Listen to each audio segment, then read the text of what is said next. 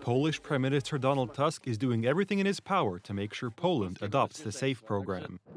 The SAFE program is a loan for EU member states to invest in defense, under which Poland is set to borrow over 40 billion euros. The European Union would have the authority to decide what the money can be spent on, and on top of that, the EU would be able to freeze the borrowed money at will, under the pretext of Poland going against so-called European values.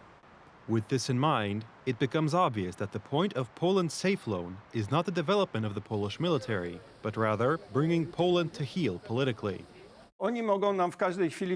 What this means is, we may encounter a scenario where component deliveries are halted by Europe because, in a few years, Poland elects the wrong government. Another likely scenario is one where, moments after the SAFE program is adopted, European officials will say Polish President Karol Nawrocki must sign whatever bills Tusk's government puts on his desk, because vetoing them undermines so-called rule of law. The SAFE loan looks like pocket money for Poland, which can be taken away at any time.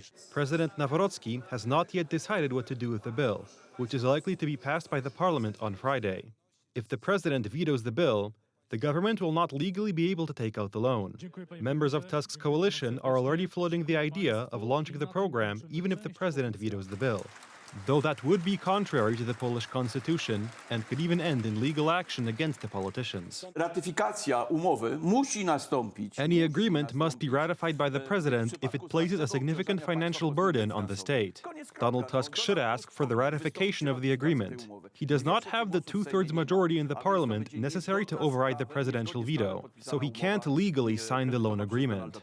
Should the loan agreement go through, the EU would, under the pretext of national security, have gained the leverage to demand Poland do things like introduce the euro, take in third world migrants, or defer legal powers to the EU. The bill on the adoption of SAFE will return from the Senate to the Parliament in the upcoming week. The president will then have 21 days to decide whether to sign or veto it. Tusk and his company are already trying to put maximum media pressure on President Nawrocki to sign the bill. Niech nikomu w Polsce nie przyjdzie ta myśl do głowy, żeby zablokować program SAFE. Beyond the unparalleled leverage the SAFE loan would give the EU, the loan would also limit Poland's ability to buy equipment from the strongest army in the world, the United States. The Law and Justice Party, the main opposition to Tusk's coalition and the largest single party in Poland's parliament, has their own vision of pursuing Polish national security. If the nation entrusts us with power, we will immediately begin negotiations with the USA about taking part in the nuclear sharing program.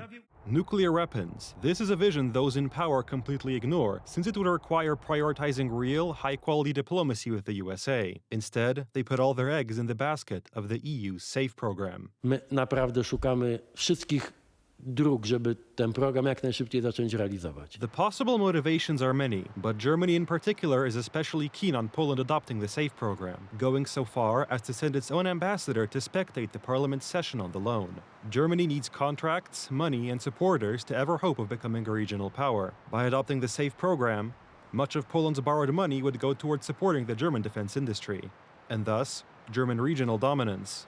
The geopolitical ramifications of such a shift of power toward Germany could be disastrous for Eastern and Central Europe, considering the German establishment's fondness of economic integration with Russia. German geopolitical doctrine spent years feeding Moscow with money through gas purchases, which the Kremlin used to fund the military it later used to invade Ukraine. Should the German vision of regional leadership come to fruition, business-as-usual style economic relations between Europe and Moscow would become the political consensus. This, in turn, would enable Russia to start a war in Europe, bigger and bloodier than Ukraine, some years in the future.